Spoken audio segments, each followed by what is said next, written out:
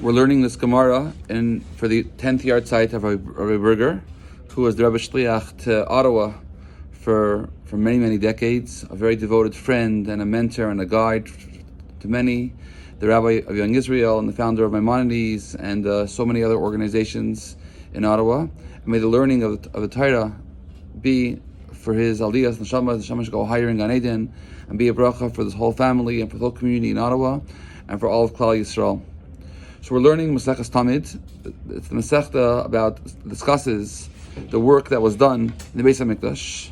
So we're on Chav Vav Amud Beis, 26b. So the Mishnah said, Beis Avtinas uVeis HaNitzutz.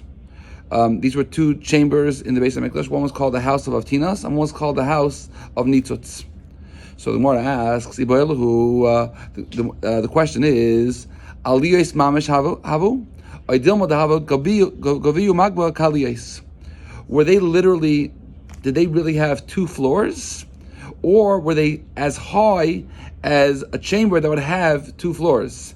Meaning, were they literally 2 stories? Or was it 1 story that was as high as 2 stories, but it was really one floor?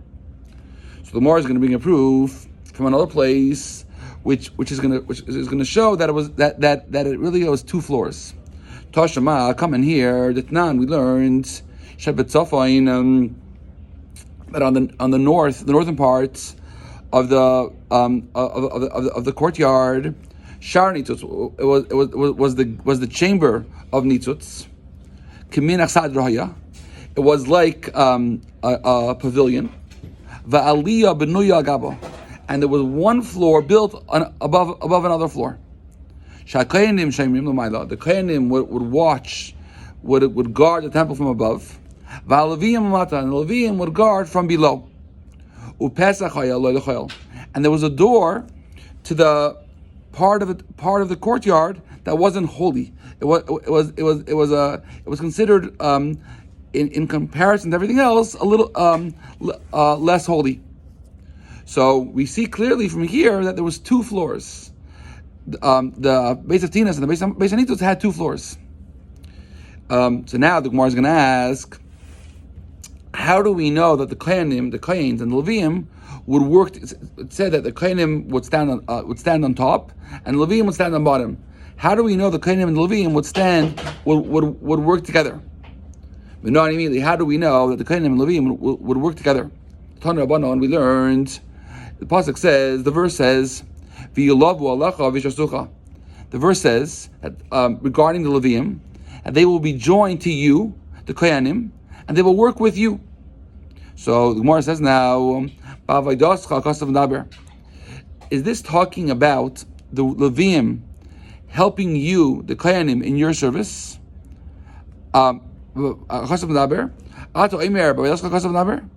Maybe, how do you know it's talking about the Kayanim, the Leviyim assisting you in your service? Maybe it means it was their own service. How do we know that it was the Leviyim helping the Kayanim? Maybe it was Leviyim, the Levites, doing their own service. How do we know that it refers to the Leviyim helping the Kayanim? So the Gemara says,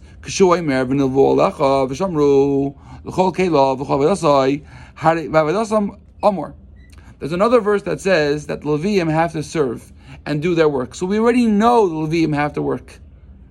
So what's the extra verse, an extra pasuk in the Torah that says they will accompany you and serve you?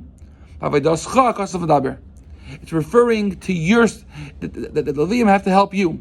So we already have a verse, the Leviyim have to work in the temple.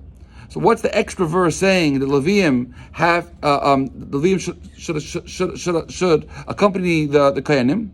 Haketzad Kayanim Shemrim Mamayla U'Leviyim Amata. So the next verse tells you the Kayanim would observe below, and the Leviyim would serve beneath, and they would work side by side. Now we quote the Mishnah that says, Beis HaMaiket Kippah Uveis Gadol Haya. The next chamber that we talk about is the hall of fire, and we say it had a dome. So, and it applies from here that there was one set of guards or one guard by the Beis HaMikdash. The Gemara asks now, was there only one guard? There's two opinions, if it was one guard or one set of guards. Was there only one set of guards in the Beis HaMikdash? We have a question. We know we know there were two doors in the house of Mikdash. So how could we say that there was one set of guards or one guard by the Beis HaMikdash? We know it had two doors. If it had two doors, it should have at least two guards or two sets of guards. We know one door opened up to the Chail, and the Chail. There are two interpretations of what Chail means. It can mean, but Chail could mean a part of the courtyard, or it can mean Chail, which means mundane, Chail. So if there were two doors, how could there be only one guard? And we bring a proof that there was two doors. In the door that went to the Azara, to the courtyard, there was a small door in the door. Through that small door, they would enter to inspect the courtyard, the Azara. So we see that there were two doors. If there were two doors, how can we say that there was only one guard? Rabbi answers, since the two doors were near each other, it was enough with one guard. The same guard would look to both places. So even though there was two doors, one guard was suffice to watch both doors. Now we continue the Mishnah. Mukaf Reidin Shalaven. The inside of the court of the inside had stone, had ledges of stone. So the Gemara asks, Reidin Mainihu. What are these ledges? The tabasa, the salkul v'hu leitz tabasa. They were these blocks which were set up. They had these sets of stones, some bigger and some smaller, and they were set up in a way like with the formula. There were small stones and big stones. So the Gemara says, "Umi have a pagah, but would they cut stones? Could we cut stones? We know that they never cut any stones in the temple. There were never any stones cut. There was no saw. There was nothing ever cut. V'aksiv v'abayis b'vanasai even shlema. When they built the temple, there was every stone was complete. There was no big. They never cut any stones. So how could we say that there were square slabs of stones that? We know they never cut any stones in the temple. Amar Abaya, the Misakni Umaisi, Meikara obviously just of originally they brought small stones and big stones. That was the plan. They didn't cut any stones, but the way they made these blocks were by originally bringing small stones and big stones. Avnei Eser Amais, Avnei Shmoina Amais. We brought some stones that were 10 Amais, and some stones that were 8 Amais. Some stones were 10 cubits, and some stones were 8 cubits. Now the Gemara says, Ziknei Beisav Yisheinim Sham. The elderlies, the elders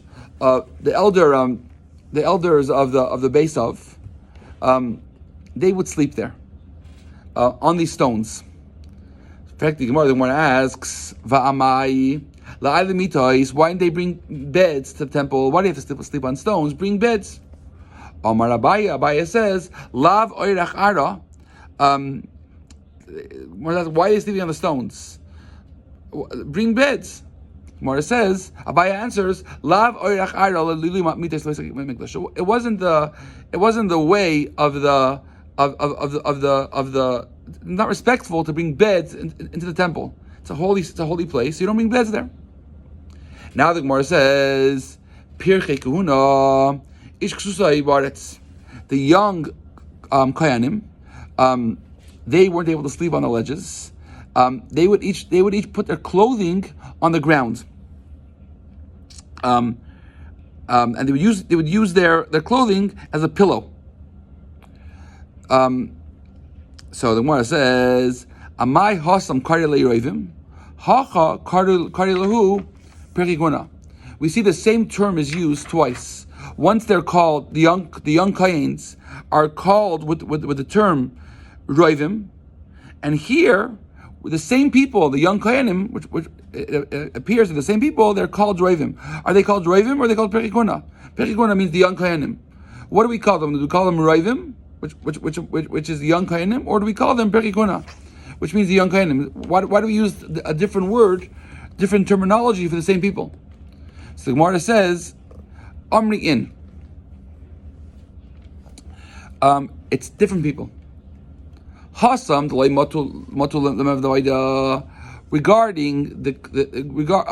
regarding the ones that were not yet eligible. They didn't reach the age of performing in the temple. There we call them Ravim. Hacha, but over here, which we're talking about the Kainim, we're talking about their sleeping arrangements. So it means they slept there because they worked in the temple. Therefore, we call them the young Kainim because they were fit to do the avodah, the service in the temple. Okay. Now we're gonna quote a Mishnah in Midas, which is another Masechta, the next Masechta that talks about the measurements in the temple, and we're gonna ask a question. Tanan Hasam, we learned in the Gemara of Midas. It says over there the Kainim would guard. This was an honorary guard. There were three places where the Kainim would guard in the Beis HaMikdash. We said before, like in our Mishnah and Tamid here, in the house of Tinas, and in the house of Nitzutz, and the Levim would guard in 21 places. So the Kainim would watch in 3 places, and the Levim would watch in 21 places. Chamisha. So now we're going to enumerate where they watched. 5 would stand on Temple Mounts. 4 Levim would stand by the 4 corners of the temple. Mivifnim, from the inside. So far we're holding in 9. 5 at the 5 gates of the Harbais. 4 on the 4 corners, that's 9 already. Chamisha 5 Levim would watch by the gates of the courtyard. And 4 Levim would watch by the corners of the courtyard. So we're holding 18. That's 5 and 4, which is 9, and 5 and 4, which is 18. As the outside. Then, in addition, Echad Belishkas HaKarban. 1 Levi would stand at the chamber of the carbon of the offerings. And 1 would stand in the chamber of the curtain. And 1 would stand behind the chamber of the ark cover, behind the Holy of Holies. The Gemara asks, from where are these matters derived? Where do we know to all these guardings? Where do we know? Where is it derived from?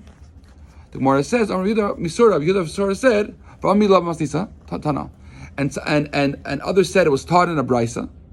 It says, La Mizrach Halavim Shisha. The pasuk quotes, it's a verse that says that on the east side the Levium were 6. That's a faina arba. To the northern side there were 4. Lo negba arba. To the southern side, there were 4. V'la asufim shnayim. And for the asufim, there were 2 and 2. La parbar la mayrov, and the parbar to the west, and arba la mesila, and there were 4 at the end. Shnayim la parbar, and there were 2 at the parbar. So this is a pasuk, a verse that says how many guards there were working at the temple. So the more I ask the question now, if you look at the verse quotes 24 guards. So in the Mishnah we quoted a Mishnah from Midas that says it was 21. But in the verse, it says clearly there were 24 guards. So how do we reconcile the two? Omni hani esrim v'abahavu. So we see there were 24 guards, and the Mishnah only said that there was 21. Amar Rabbi Yachkamar. So Rabbi answers, when the verse says La Asufim Shnaim Shnaim, the pasuk says for Asufim there were 2, which means that 2 and 2. So we have to add an extra 2. So in the Mishnah we said there were 21, and in the scripture when it says the word 2,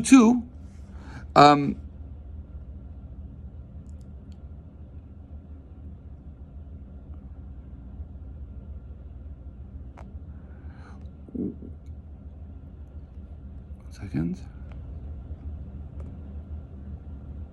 So when we say over here that they were 24.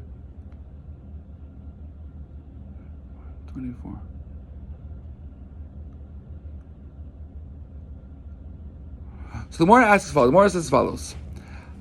Omri hani esem abahavu. The scripture lists 24, where the Mishnah only asks 21. How do you reconcile? Omar Abaya says, Hachikamar. This is what the verse says. La asufim shnaim shnaim. For the asufim, there were just 2 guards. Meaning there wasn't 2, it was just 2. And he uses the term 2. It says the word shnaim shnaim. It doesn't mean there were 4 guards, but it means there were just 2 guards. So akati esen train havu, but still we see from the verse that there were still 22 guards, and the Mishnah says 21. So even if you say there was just 2 guards, not two guards, it's still 21 and not 24. It's still 22. The Mishnah says 21, and if we're deducting 2, we still have 22. The Mishnah says 21, and the verse implies that there are 22. The more answers, Hech the Parbar Chadava. Really, the one at Parbar was really a single guard. And the one that went with him, it was a very isolated part of the temple. So they wanted to keep company with him, so they sent someone else, another guard with him, but it wasn't really counted as part of the 21 guards. And the other one mentioned was just accompany him, but wasn't really part of the guards of the temple. It went to accompany the guard, but wasn't really part of the honorary guard of a temple. But it was just accompany the guard that was there for the honorary guard. Mishum because it was outside, standing outside. So this one guard went to accompany him. So now we see how we reconcile. It was 21 and 21. First of all, we say shnaim doesn't mean 4, it means 2, and one of the 2 was really just there to accompany the guard that was there. The Gemara asks now, what does it mean, the parbar? Amar Rabbi Shela answered, command Amar Klape Bar. What does it mean, parbar? What's that area called parbar? It means like someone facing outside. Okay? The Gemara is going to try to give another reconciliation between the Mishnah and the Pasuk. The Pasuk implies there's 24 guards, and the verse implies 24 guards, and the Mishnah implies there's 21 guards. How do we reconcile the two? So we're going to say, the Gemara is going to give another answer. Everybody say, another answer is, really, there were 24 guards. However, 3 of them were the Kohanim. And 21 were the Leviim. When the pasuk says 24, it means in total. But 21 were for the Levites, for the Leviim, and 3 were for the Kohanim. So now we reconcile, we're able to see how the Mishnah, the verse and the Mishnah are reconciled, because when we say 24 guards, that includes everything. 21 of the Leviim and 3 of the Kohanim. The Gemara says, but in the verse, in the pasuk, it says clearly Leviim. How could you say that 21 are the Leviim and 3 are the Kohanim? The pasuk says clearly 24 are the Leviim. The Gemara answer, the answer according to Shub and Levi. Shub and Levi says, there are 24 places in the Torah where Kohanim are referred to as Leviim. And here's one of them. How do we know? It says the Kohanim and Leviim are sons of Leviim and Tzaddik. So we see the Kohanim and Leviim, the sons of Tzaddik. So we see that the Kohanim are referred to as Leviim. So really, when the Mishnah says that there are 21, the pasuk says the Levium are going to watch in 24 places. 21 of them are Levium, and 3 of them are Kohanim. So now we see how we reconcile the Kohanim and we reconcile the Mishnah and the pasuk. They both say 20. Both mean 21 places for the Levium and 3 places for the Chaim. Maybe very, very, very soon be able to apply these laws in actuality, where we build the Beis Mikdash with coming Mashiach, and we'll be reunited with all our beloved ones who have passed away, but this time forever and ever.